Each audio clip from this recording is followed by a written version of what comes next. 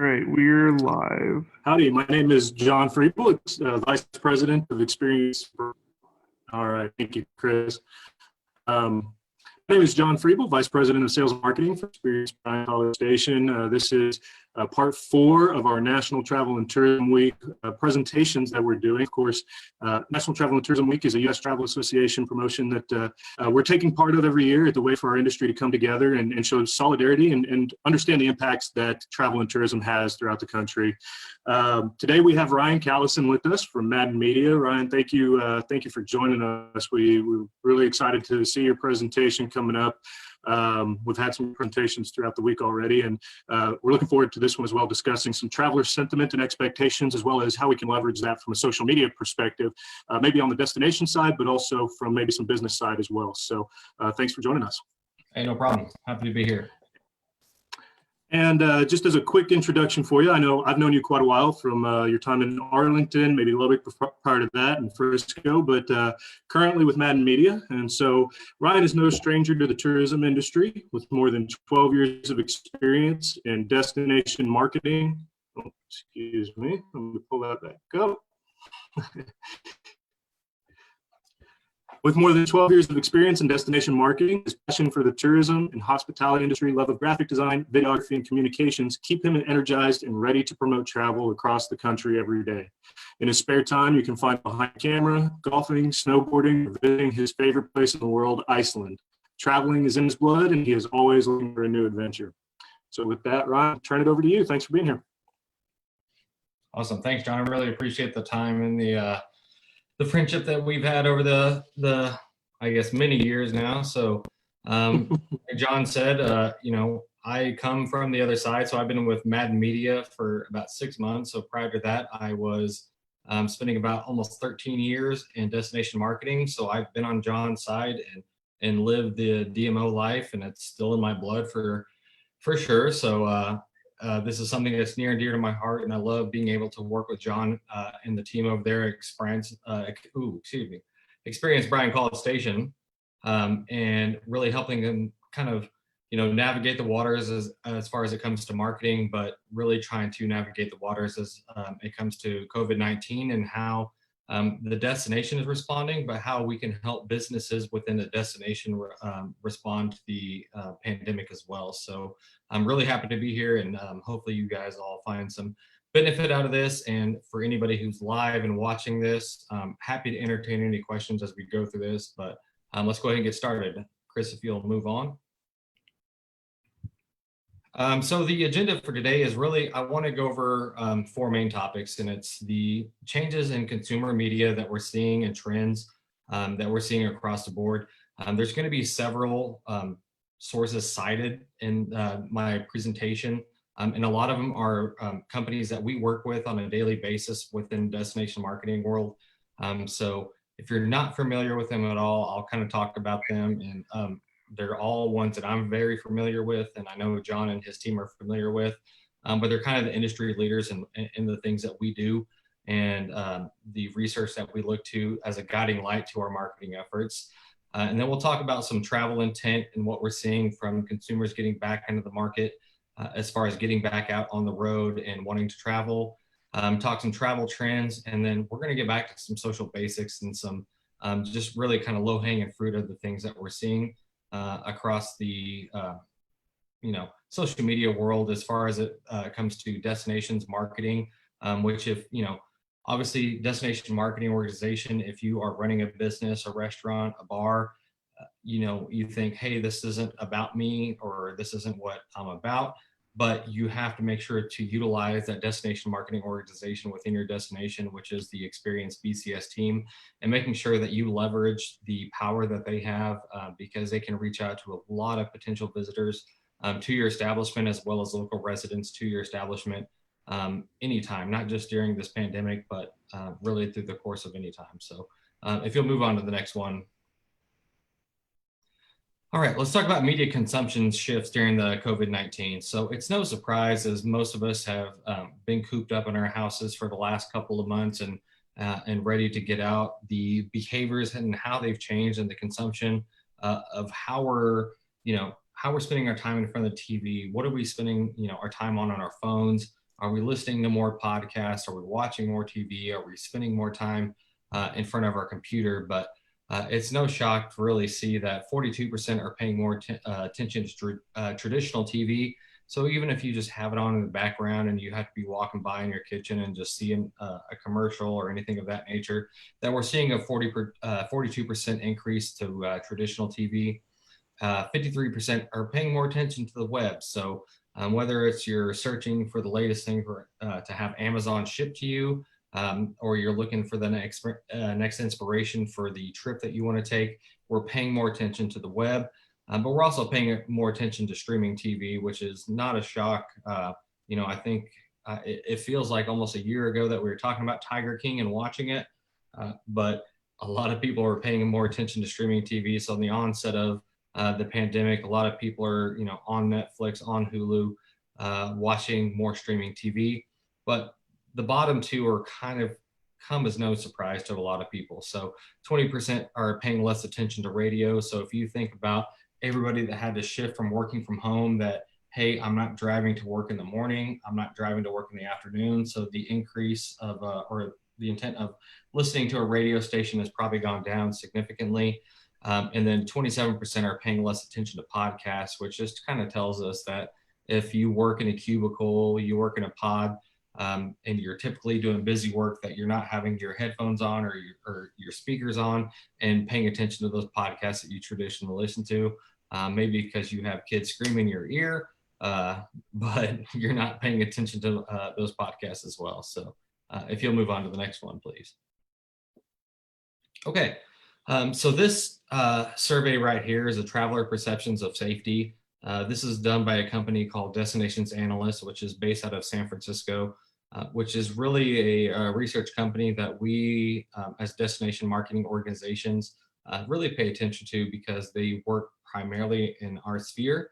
And this is somebody who does a really good job of collecting data and surveying Americans across the country on, just how they're dealing with this and how they want to come out of COVID. So this is from Wave 7, which is collected as of last week. So most of the things you're going to see are obviously waves of information that are coming from the week prior. But I really like what they do here. If you have paid attention to anything or if you've seen any of their waves, at first, when they were doing these traveler perceptions of safety, they were only asking the question of if you felt safe about being on these mediums that you see here, from traveling on a cruise line all the way down to being outdoors. But what I've really liked that they peppered in over the last couple of weeks is the question of someone unsafe, very unsafe, to sit there and say, hey, it's not a yes or no, I feel comfortable about this. It's, hey, I kind of feel good about this, or I kind of don't feel good about this. So there's not really much surprise when you see the question here at this moment: how safe do you feel about one of these travel activities? And you see traveling on a cruise line is at the top of it, which comes as no surprise to everybody, even despite seeing Carnival saying that they're going to launch service coming back out, especially Galveston, at the end of July. That how they're going to bounce back, I mean, that's kind of up to them. But you see the consumer sentiment that traveling on a cruise line is not one of the safest things that people consider.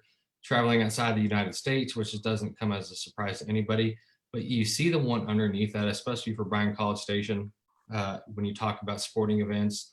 I know they say large venue, but I think if you look at anything of a gathering of 500 plus, that people have some hesitation to the perception of safety moving forward as we go through this kind of weird position and weird time. Obviously our state's opening up a little quicker than some others, but this is something still to pay attention to. But even below that, attending a performance, whether it's a concert, theater, movie, etc., what are the steps going to be moving forward as we get out of this pandemic? And then underneath that, attending a conference and convention, which all those things, between sporting events to attending a conference, are things that really impact the destination. Those are the top concerns for everybody. So we'll dive deeper into what's that mean for somebody who's attending maybe an amateur sporting event for the destination, somebody attending a conference for the destination. These things are still going to happen, and people are going to move forward with these. but maybe some concerns and things that you can do to actually step your business up or be at the forefront of making sure that those guests feel safe when they're visiting your business. So if you'll move on to the next one, please. Okay, so this is the traveler business expectation. So this is really broken down. I know it's kind of I don't know, it's crazy to think it's like, it's baby boomers to Gen Z to millennials, and like there's this gap in between, which is kind of really weird, but it is a good measurement of, as we talk about boomers all the way down to millennials and Gen Z, about what their safety concerns are and what they expect out of a business. So I'll let you kind of read through these things and see the numbers and the discrepancy between them, because they're not too far apart for the most part on most of them. But as you see, I'll just really focus on the top one, but it's certified cleaning and disinfecting protocols. Obviously, that's going to be top of mind for everybody. Is what are you doing as a business to make sure that you're safe and you're It's not just, you could set all these protocols and say, I'm going to spray everything down, I'm going to have disinfectant, I'm going to do all these steps, but what are you doing to communicate that to the consumer? So if I find you online, whether it's via your website, social media, or I just show up at your location, what are you doing to make sure that when somebody walks up to your door, that they feel safe walking into your place of business? And I think that's kind of one of the key takeaways. Is there's going to be different expectations across generations, but if you're transparent and upfront with the information that you're providing and saying, hey, we're spraying things down, we're asking people, if they have a mask, please wear a mask. If you have the luxury and you can find those masks, can you provide them for your guests? But really about, hey, how do I make my guests the safest they can be, whether it's a shopping attraction or a restaurant or a bar. So obviously, I know the Bryan Call Station team is going to share this information out, and this is a deck that they can pass along to you. So if you want to dive deeper into those statistics, they're happy to share those things out. So if you'll go on to the next one, Chris.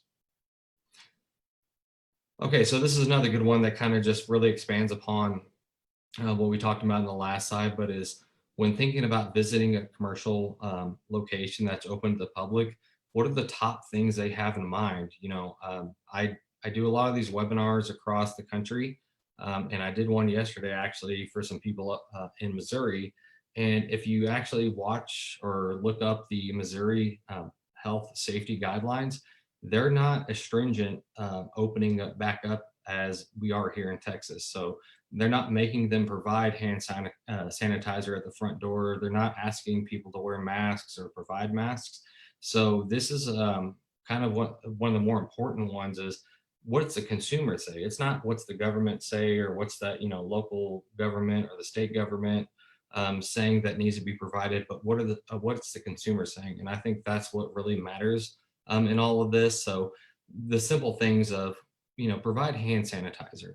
I don't want to get into the logistics of this whole time. I thought hey, if we all just wash our hands and cough appropriately and sneeze appropriately, that things would be better. But this is the new normal that we live in, and this is what people are asking for. Is can you provide simple hand sanitizer? Can you provide disinfectant wipes? Can you do a lot of these things? And I think that's what's going to resonate with the consumer and make them more feel comfortable to go into your place of business.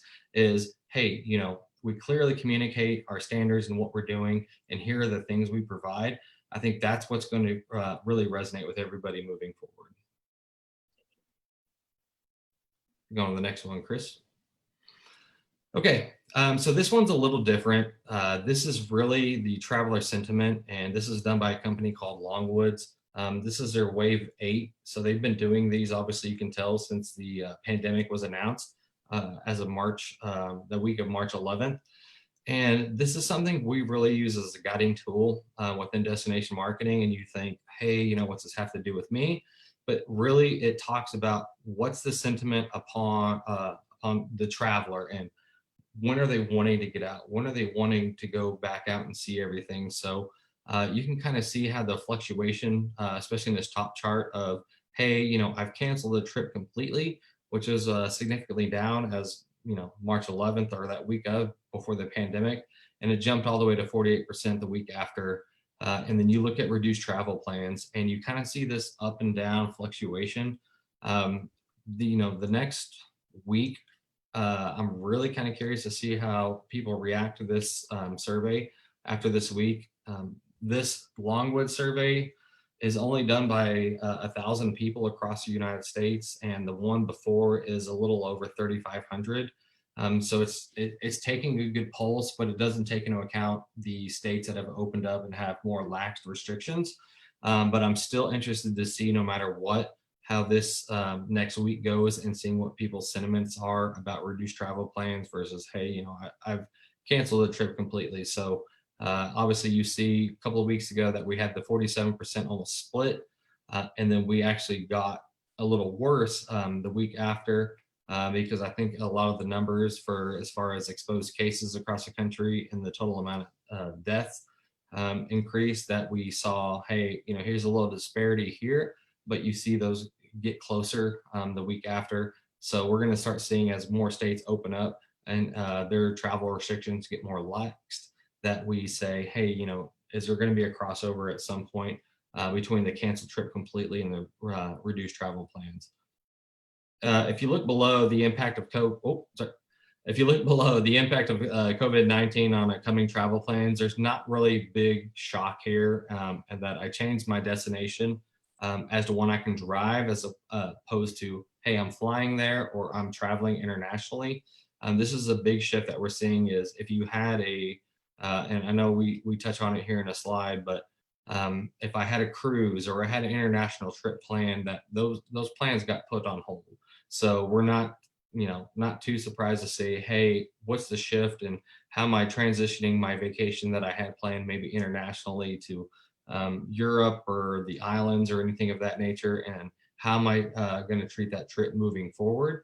Because you still want to have a vacation, especially after being cooped up as long as you have been. So we see an increase in the drive market forthcoming. So I'll touch on that here in a minute.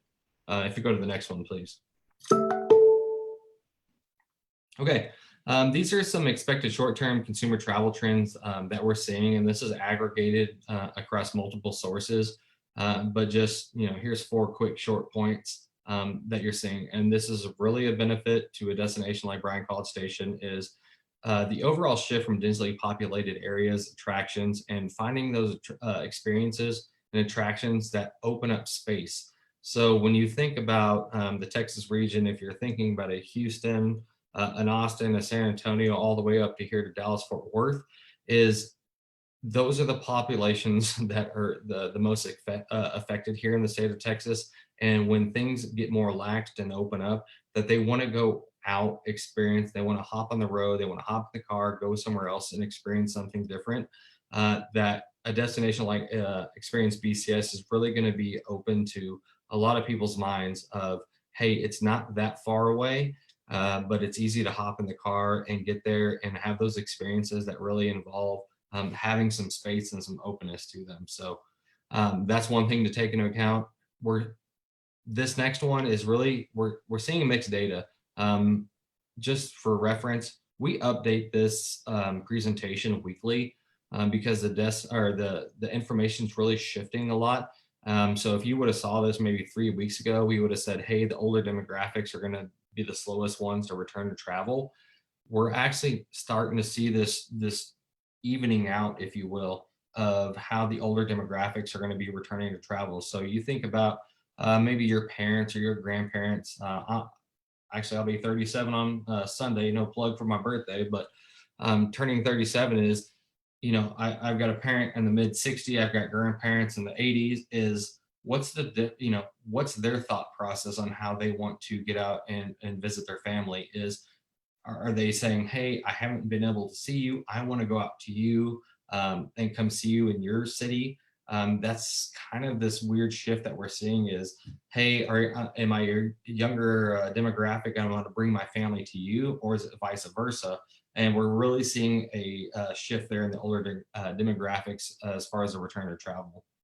The next one after that is cruise passengers. So like I said a little bit ago, that cruise passengers, I think if somebody wasn't too certain on their intent to travel on a cruise ship, that they've maybe already made that adjustment to their vacation plans, and they're saying, hey, I'm not hopping on a cruise ship.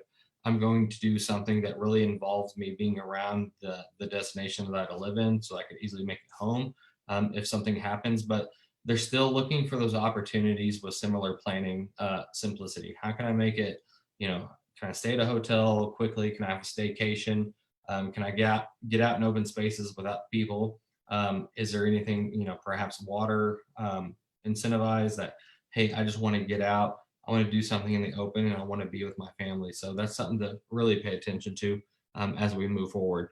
The other thing is if you have anybody, whether it be somebody who's graduating, having a wedding or any type of reunion, I think this is really kind of crucial, is the rules have been laxed by the governor here in the state. And like I said, we aggregate all this information based on national data.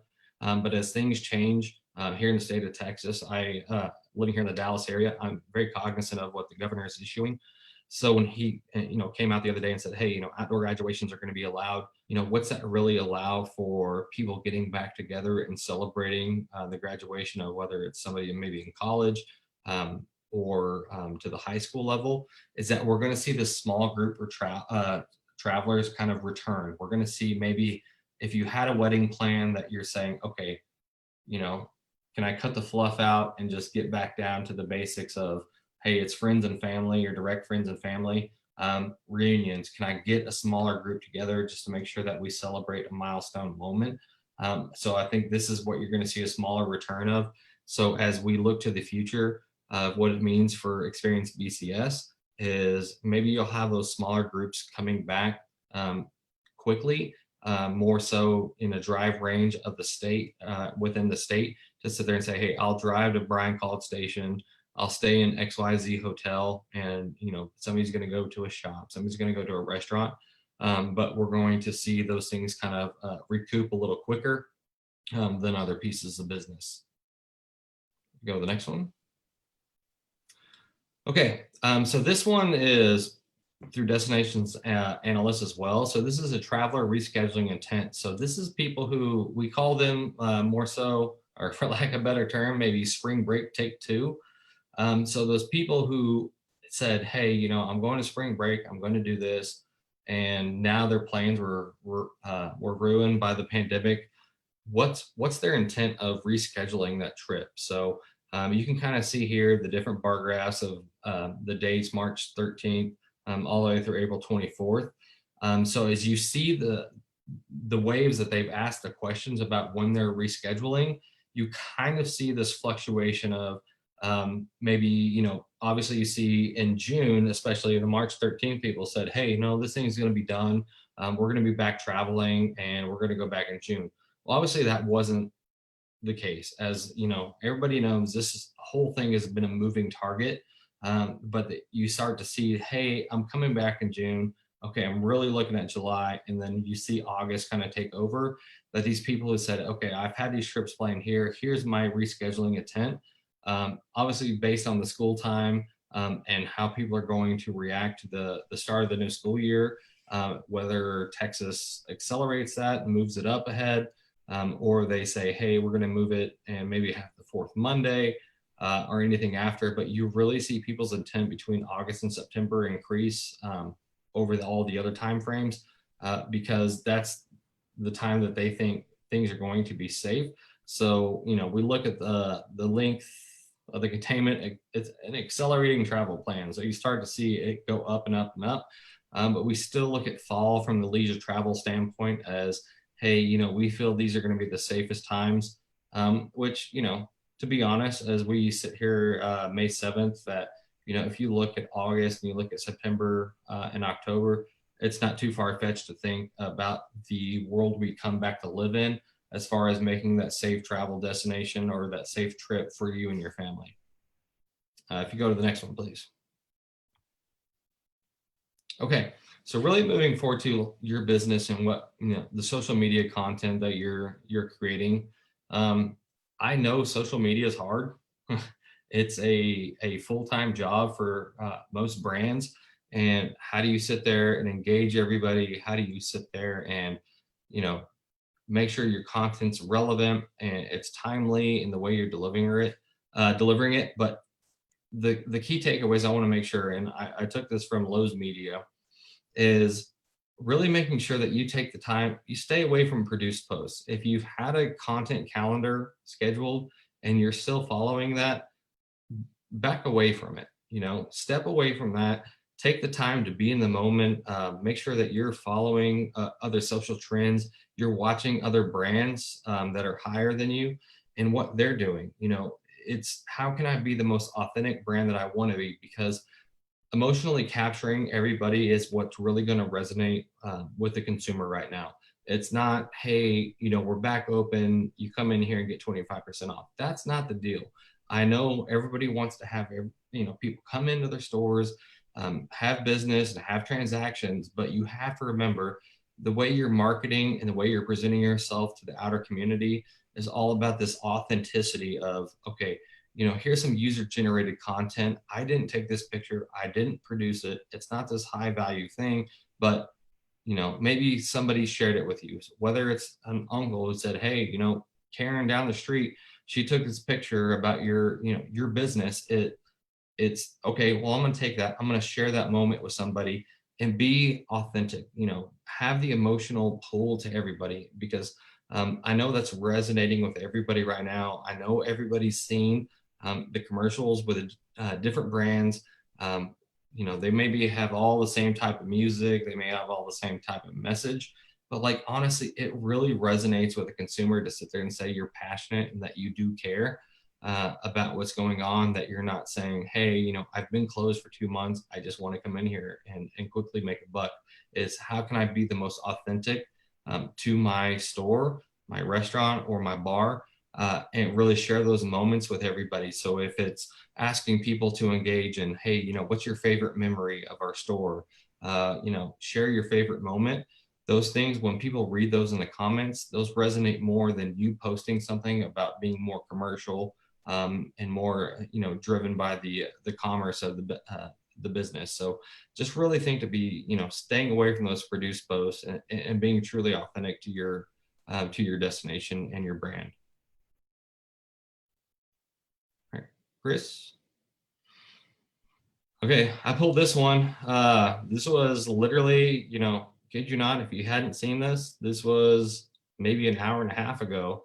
And this is a Throwback Thursday. Obviously, we're here on Thursday, but I started looking across brands that I'm familiar with across the destination. And this is one, it's like, it spoke to me more so than ever. It's like, what's your emotional pull? Like, if that doesn't pull at you as a parent, obviously whatever you think and how you recognize the Dixie chicken, the Dixie chicken and what it means to you, what's this picture mean to you? Like, we've all been parents and we've all had this moment. If you have a kid and you see this, like, that's what resonates. So, it's not your kid, it's somebody else's kid, but it literally pulls on an emotional heartstring. And it was generated by somebody who, that wasn't done by the destination or the business. It was something that really resonated with the organization. They say, okay, this is a great picture. I want to share this, but this is something I'm talking about where this is a restaurant, bar, whatever. You want to go eat, you want to go have a drink here. It doesn't matter. Like, look at that. Like, that is the emotional content that we're talking about. When you talk about experience Bryan College Station and what it means to be an Aggie, what it means to be in that specific business, and whatever the Dixie chicken means to you, I guarantee that pulls on so many heartstrings. So if you see that, like I said, this was an hour and a half ago before this presentation. And if you look at the engagement on that, as far as the 155 emotions, the care, the love, or anything like that, I'm seeing the first comment, future 12th man, already in his best place to eat, drink, and kick back. That's worth its weight in gold right there. And that's the kind of content that you need to be thinking about. Okay, what resonates with my piece of business? How can I capture that? How can I ask for people who visited my business or been to my business? How can I share those moments out? Because this is what the most impactful thing is going to be moving forward for a lot of people, as far as your low hanging fruit in your social media content. There's going to be a time to get back to, hey, we're doing sales or we have XYZ promotion.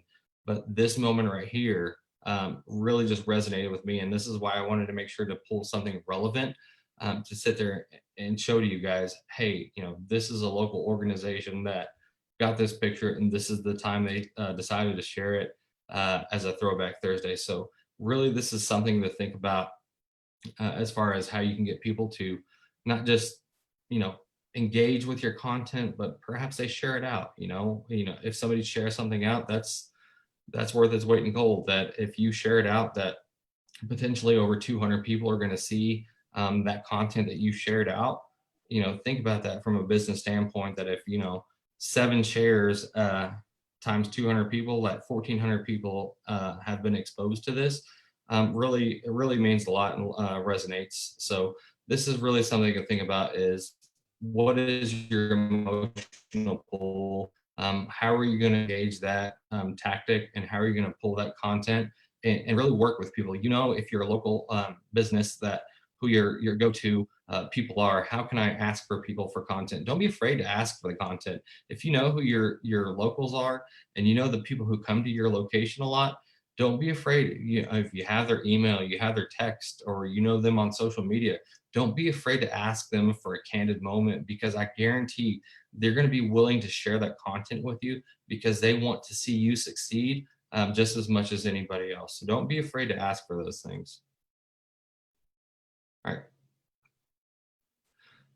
This is something that we really, the Recovery Creative, this is something we talk about, and this is really kind of harping on the last slide, is, creating those emotional connections to your brand or to your destination, and recreating those emotions of the past visitors. So if you're family friendly, you're dining, you're outdoors, whatever have you, how can I, provide that creative that really resonates with everybody and makes them excited to come back? Because I know that's what a lot of people are needing right now is, if your business has been closed and, they're a regular, they want to come back. They want to tell the stories. They want to share them. So make sure that you have that creative out there that really incentivizes the people saying, hey, you miss XYZ. How can I share that story, and how can I make sure that I'm telling that, as opposed to, and I kid you not, and I work with people across the country. There are businesses that they're literally posting their sales of, hey, come in and get 25% off, or get a free appetizer if you do this. Okay, cool. I understand you need the business, but I really think at this time, if somebody, especially the locals, who are your best ambassadors to your business and your destination, these are the people and the low hanging fruit that you need to be talking to, of saying, hey, remember this time, or remember XYZ. If you had a signature moment at your place of business, how do I tell these stories, and how do I share them via social to resonate with everybody? So making sure that you recreate the emotional pull and feel, and people will naturally want to come back and engage with your brand. All right, the next one. Okay, this is something I just really wanted to quickly plug in. This is something more so that we use as a company to work with our destinations, but this is really a thing that we believe in at Madden Media, is the traveler and the consumer journey, on how they get made aware of a destination, and becoming to, maybe they like the social page, they follow them on Twitter, on Instagram, they become advocates for the destination. So we peppered these things in here of, peak point of infections, whatever that is, to opening date. Obviously here in Texas is a little different, but the awareness factor. So, if you think about somebody who's outside of your community, who's never been to Bryan College Station, but they get served an ad, which I'll tell you that the team at BCS really does a good job of finding those people who have interest in things that happen in Bryan College Station, to getting them inspired to visit the destination, whether it be, they want to come to the safari park, they want to come to the George Bush Library, or they just want to see what A&M is all about. This is really where they do a good job of the awareness and inspiration of saying, hey, you're going to have this ad, you're going to get served it. And then they want to consider the destination, all the way to visiting the destination, to becoming advocates of it. So this is the journey that we really have, that we talk about to a lot of our clients. So when we look at that holistically, from awareness to advocacy, you're talking about just 43 days, 116 minutes and 56 different digital touch points of when somebody sees an ad, maybe they clicked on it for the first time. They were on ESPN.com and they saw Experience Bryan College Station ad and they clicked on it. Well, okay, well, let's say they clicked on it and they went and spent a minute and a half on the Experience Bryan College Station website. That's just one touch point.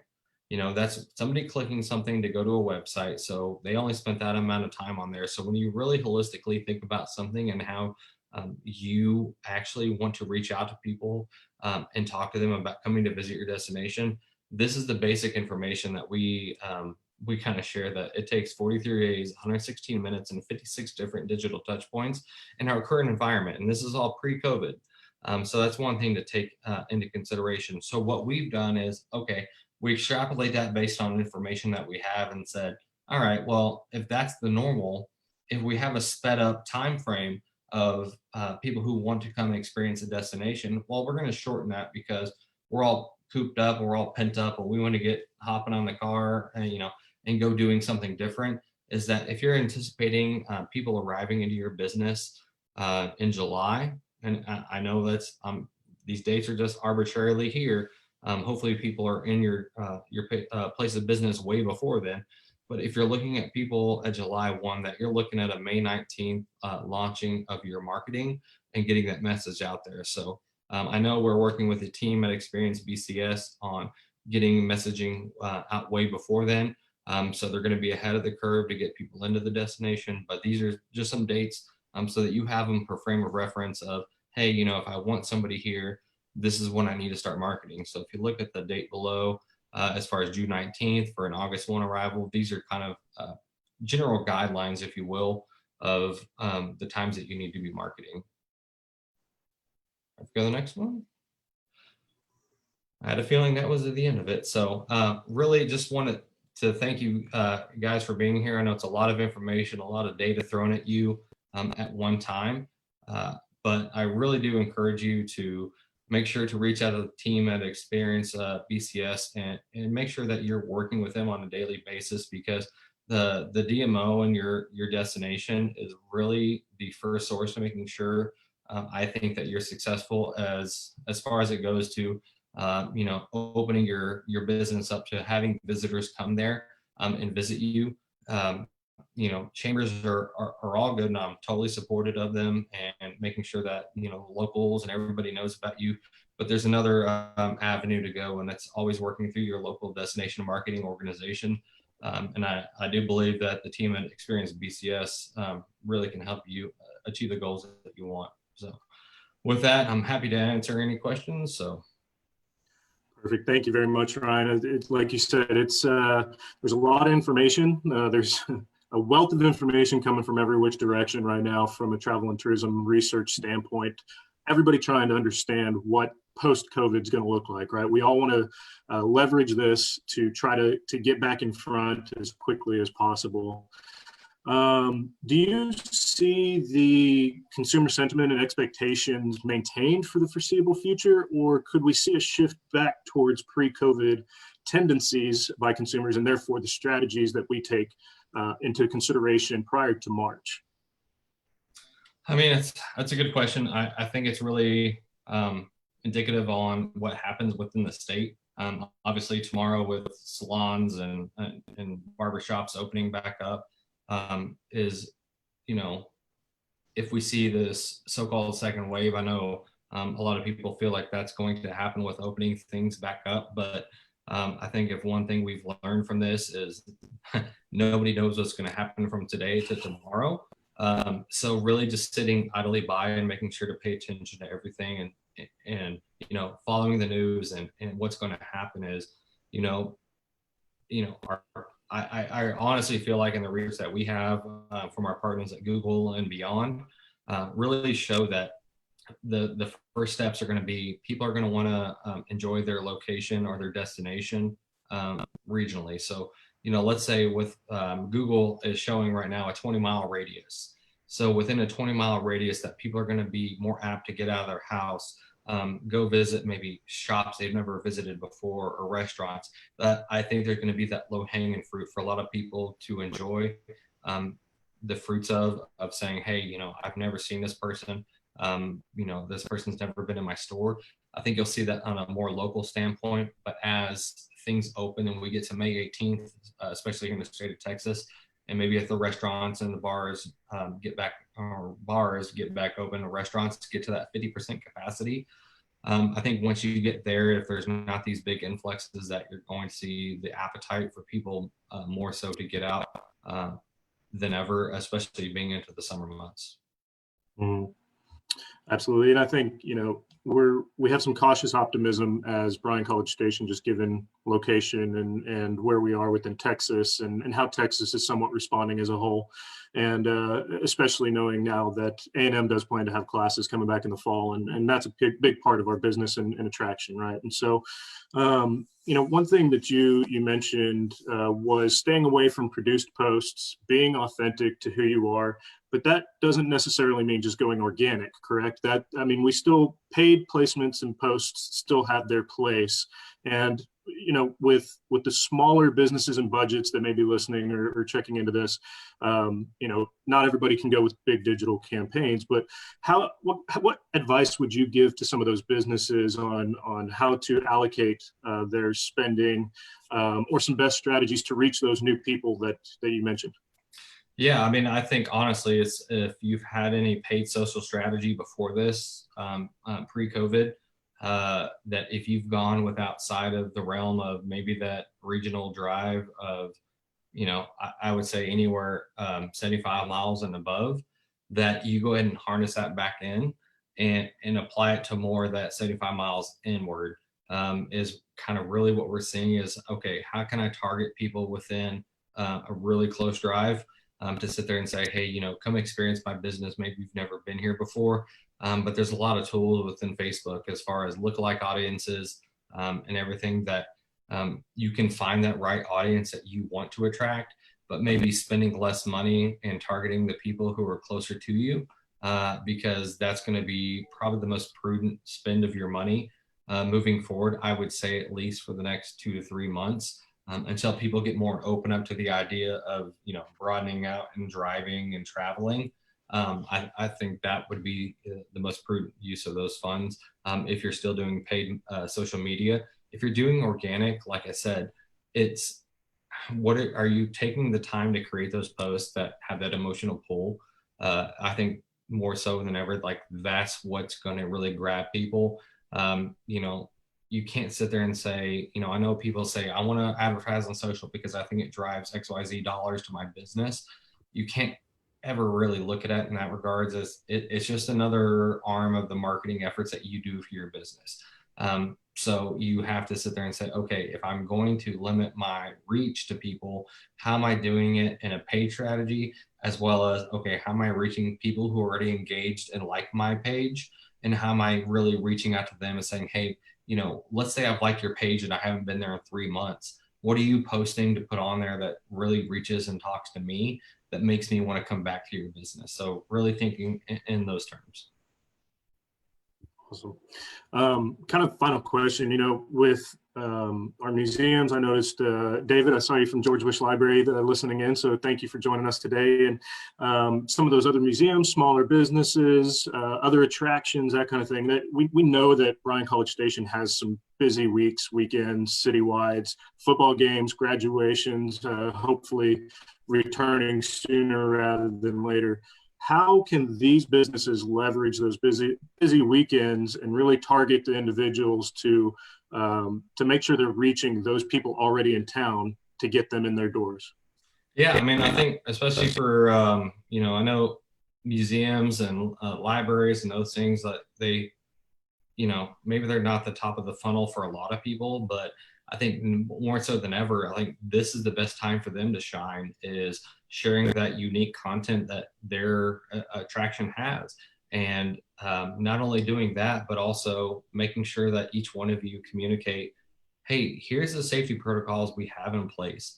Here's the things that we're going to ensure that your trip is extra special and that you're taken care of. So, if there's any of those low-hanging fruit items of, let's say you have leftover koozies from something, or you have leftover anything, what's the incentive that you're asking for people? It's like, hey, come visit here, and if you do that and you come and buy a ticket, we'll give you X.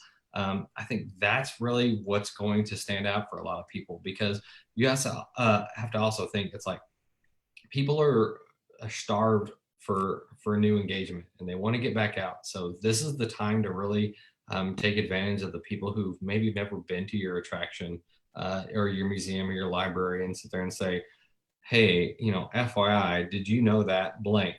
And having these interesting anecdotes to, hey, maybe I never knew this was at the George Bush Library, and now I want to come see this, or I want to experience that, or even if it's that one thing gets them through the door, hey, they're going to learn throughout the experience about anything else in the destination. So I think that's kind of the lowest hanging fruit to really take to heart, is if you have those things you can give away or do anything of that nature. People obviously always want to be incentivized to do something, but I also do think that there's people out there that are starved for information, and maybe this is the best time to sit there and say, hey, you've never been here, did you know X? I really think those are the people who are going to shine, and we work with a lot of destinations across the U.S., even some presidential libraries, that were like, this is the time. And I think they're the most excited about the opportunity of engaging the locals and their residents, but also, shedding that light onto other potential visitors. Absolutely. I think we're all kind of, we understand now what this is, the results of the pandemic, and have to keep that optimism and understand that there's some opportunities that we didn't have prior in terms of reaching those new audiences. And that's certainly something that I know us working with Madden Media and you directly, that we're looking at, and just adapting, right? That's kind of the key theme throughout all this, is adapting day to day and week to week. Your data shows that. Again, cautious optimism as far as moving forward. I just want to thank you again for joining us. Hopefully our audience can take some of the strategies and ideas and things that you put together. If anybody has any specific questions that they didn't get a chance to ask, you're welcome to reach out to our EBCS team. We can always put you in touch with Ryan as well. I know it hurts you as a Red Raider a little bit to put some Aggie themed items into your presentation, so I thank you for that. We won't hold it against you too much, but Ryan, thank you again for joining us. No, thank you for bringing that up. And yeah, I was born and raised in Lubbock, so natural Red Raider, but always have appreciation for everything Aggie land and Bryan College Station for sure. Absolutely. No, thank you. And for everybody listening, we are back at 2 o'clock again tomorrow. We have a presentation on Operation Restart from the Deputy City Manager in Bryan, Joey Dunn. Please tune into that. And we look forward to seeing everybody. And thank you again for a great National Travel and Tourism Week. Keep travel and tourism at the top of your mind. And as soon as it's safe to do so again, please think about getting out there and staying in hotels and supporting our businesses. So thank you, and we'll see everybody later.